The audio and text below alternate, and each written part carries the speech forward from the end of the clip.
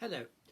Over the past few weeks, we've been looking at ways of improving our visual memory of the world around us by seeing rather than just looking, our auditory memory by listening rather than just hearing, and in addition to our senses of smell, taste and touch, not forgetting those unseen but still vitally important and very influential senses located within the body, which are constantly feeding the brain information about how each of the systems is performing. Now, in this final part of the series, I want to describe some practical procedures for transforming your brain into a powerful virtual reality machine, one capable of transporting you quickly, vividly and easily to any chosen period of time you wish to go to, or any place in the world you wish to go to or to create in your mind's eye. Here are 3 exercises which increase slightly in complexity, which I, when training myself, found very helpful. Start by placing an apple or some other piece of fruit on a nearby table. Now study the object carefully from various directions. Look above it, around it, and try and impress on your memory the shape of the fruit, the colour of the fruit and texture of the fruit. And when you've done that, sit comfortably, close your eyes, take several deep, slow breaths, and allow yourself to relax as quickly and deeply as possible. You shouldn't have any tension in any of your muscles, so try and notice these tensions and release them. Now, in your mind's eye, try and reconstruct the image of that piece of fruit. Try and see its shape and its colour and its textures, and bring to your mind any imperfections you notice in the fruit, such as a bruising or mark of some kind. I suggest you do this several times until the image develops as fully and in as great detail as possible. For the second exercise, close your eyes, slow your breathing once again, and again relax as deeply as you possibly can.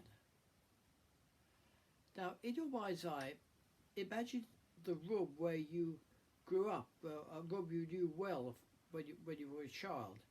It could be perhaps your drawing room or a bedroom or even the kitchen. With your eyes closed, seeing this room in your imagination, try and imagine the wall in front of you. What colour is it? Does it have wallpaper or is it painted? What is the design of the wallpaper, if so? Are there any pictures hanging on the wall in your immediate view? Now turn your attention to the nearby furniture, and again try and see this as vividly as you possibly can. Try and really conjure it in your mind's eye. Now look down at your feet. Are you standing on a carpet or a rug or the bare floor? If it's a bare floor, notice what the floor is made of. Is it made of wood? Is it made of tiles? Try and see it as vividly as possible. Now travel around the room by either seeing yourself physically moving around the room, or perhaps even drifting effortlessly like a ghost from one part of the room to the next. Now, some of my clients have told me that they are able to move around the room simply by shifting their consciousness. They don't feel they're actually moving their body, they're just moving their attention in a kind of ethereal way around the room. This is not easy to do, but with a little practice and using somewhere which is very familiar to you from your childhood, it should become increasingly possible. For the third exercise, return again to that childhood known room, which the one you visualized earlier. Now imagine yourself floating slowly towards one of the windows. You could be sitting or standing or lying, but you're floating through the window. You're passing through the glass without any impediment, and you can see the world outside you. So take a look round, look at your surroundings. Notice if there are any houses in your view, Or if you're in the countryside or have a garden, the trees, the flowers, the shrubs. If you're in a town or city, notice any passing traffic, notice the pedestrians walking by you. Now, these are good techniques for developing your virtual reality world in your mind's eye. But if you'd like more information about these techniques, then I suggest you try and find a book which sadly is now out of print. It's called Seeing with the Mind's Eye, and it was written by Dr. Mike and Nancy Samuels. I'll be printing details of this book at the end of this video. Now I'd like to describe a virtual reality creation of my own. Many years ago I constructed in my mind's eye a beautiful white villa. It's on a tropical island and it's high on a hill. It's a curved-shaped building of 2 stories, and from the windows I'm overlooking an isolated bay of golden sands and crystal clear blue waters. With practice, I have learned how to move to this villa quickly, easily and vividly, and to imagine each and every detail of the place. I can see in my mind's eye the views from the different windows. I can smell the wild flowers in the surrounding forest. I can hear the sounds of birds singing in the trees above me, and I can see down below the golden sands of the tropical beach. The colours of flowers surrounding the veranda, the blueness and coolness of the swimming pool whenever I take a swim, which is usually between relaxing on one of the comfortable lounges I placed on the veranda. I can visualise all these sensations fairly easily and vividly. So where do I go to my villa? Why do I go to my villa? Well, I go there whenever I'm feeling a little bit down or I need a relaxing break. Wherever I am, I'm able to close my eyes and immediately find myself back in the villa, maybe taking a rest in the shade of one of the bedrooms, or preparing a light snack in the bright and modern kitchen I've created, or taking a cool fruit drink on the veranda. Sometimes I'll wander down to the beach and take a swim in the sea. The more often I visit my secret second home, the easier it becomes to visualise it and to visualise all the sensations involved with it more easily, and to hold every detail of place in my mind's eye. It's a villa which I can enjoy entirely on my own, or whenever I wish, with the people I've known or know and love, and both those who are still alive and those who are no longer with us. I suggest that you will be able to do the same with some practice and some persistence. However, I have to warn you that there are a few people, a minority of people, who are never able to succeed in this task. They are suffering from a condition known as aphantasia. Now, this is a fairly rare condition, and it's characterized by an inability to be able to conjure up any mental imagery. People with this condition are unable to use their imaginations in any real way. This term is derived from the Greek word fantasia, which translates more or less as imagination, while the A in front of it indicates without, so it's without imagination. Sufferers I've spoken to tell me that they're not able to bring to mind any sounds, smells or sensations of touch. Some say they are unable to report that inability to recognize faces, but this is a condition known as Prostagnosia. This condition does not indicate any form of mental illness or weakness or indeed a lack of intelligence. Indeed, many sufferers often excel in subjects like science and mathematics. So, to conclude this series, let's pay a second visit to my special private tropical island while we go on a short but hopefully pleasant session of relaxation. This will prove most beneficial if you can be sitting comfortably, unlikely to be disturbed for the next few minutes, not likely to be interrupted, and if you close your eyes and listen to my voice. Make sure your eyes are lightly closed, that your jaws are unclenched, and that your breathing is slow and regular. You should not, of course, be listening to this if you're driving or operating any machinery, as it will place you, in many cases, into quite a deeply relaxed state. Now, I want you to imagine yourself swimming through the beach, the bay I mentioned, through the clear, calm waters of the sea. I'd like you to see the sunlight shimmering on the ocean.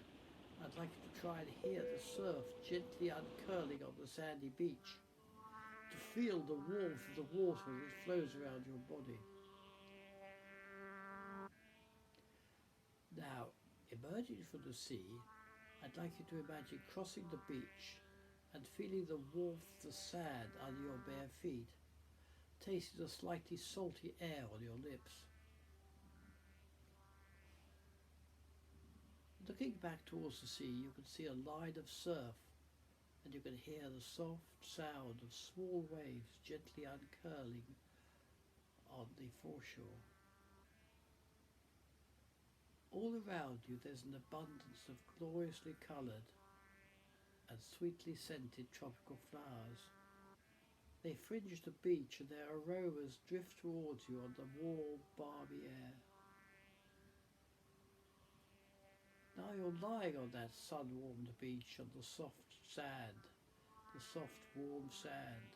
You're feeling the smoothness of that sand beneath your body as you relax more and more deeply, as you listen to the surf breaking and smell the flowers around you. Before you curves the crescent of a bay, an arc of golden sand fringed by a line of white surf with a deep blue ocean beyond. A few white, fluffy clouds move slowly across the blue sky above your head. You can see all this vividly and in great detail. You can hear the gently breaking waves, the rustle of the palm trees, the song of the tropical birds. You can smell the flowers and taste the salty tang of the ocean on your lips. You can feel the sun warming your body and the warmth of the sand beneath your back and legs.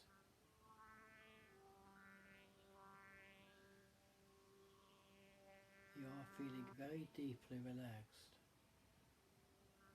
No tension in your muscles.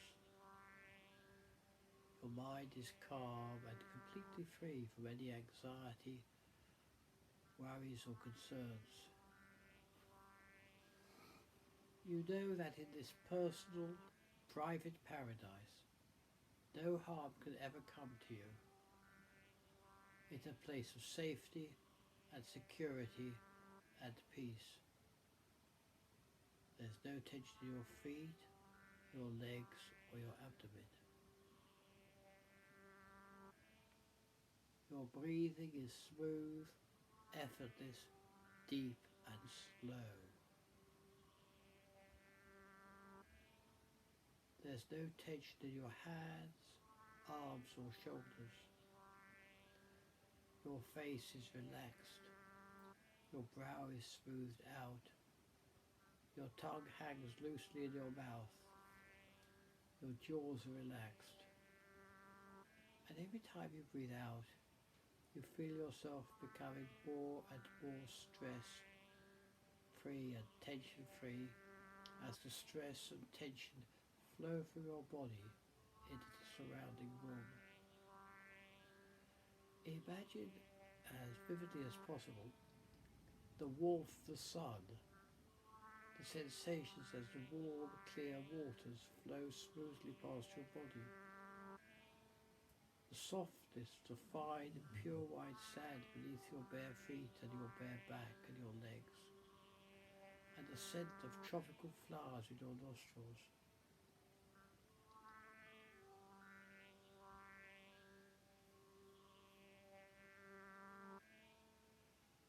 Now we'll return to the real world as I count slowly backwards from 5 to 1.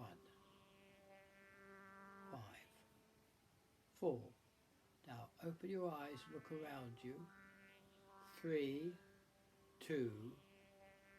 You have returned peacefully and easily to the real world. 1. You are now fully aware of everything going on around you, knowing you'll be able to return to your private and personal island paradise whenever you wish to enjoy its beauty, its comfort, its safety, and its security. Please don't feel surprised or disappointed if at first you find it difficult to concentrate on any single sensation.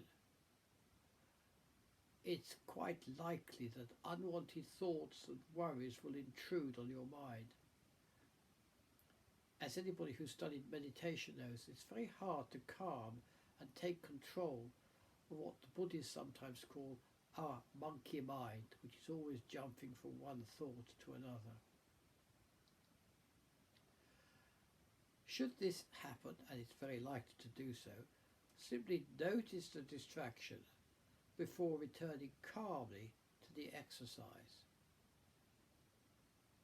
After a while you will find that these intrusive ideas gradually decrease and become less powerful, so that you're able to focus all your attention on the senses you are training. The more vividly you're able to create this virtual world, the more easily you're able to enter into an altered state of consciousness. So, what is an altered state? How does it arise? And why can it be so helpful to improving our health and well-being? All this I'll be explaining in my next series of postings. Meanwhile, thank you so much for watching. I hope you've enjoyed what I have to say and find it useful. If you have any queries, just write to me, send me a note via the YouTube channel. And if you would like to learn more about ways of changing your mind, then I suggest you have a look at our website, www.themindchangers.co.uk, where both Dan Jones, my hypnotherapist colleague, and I are able to explain a whole range of things, from memory to learning, to controlling anxiety, stress and tension, to helping you stopping smoking or drinking. We use a combination of psychology and hypnotherapy to introduce these ideas to you. So until the next time, thank you very much for watching.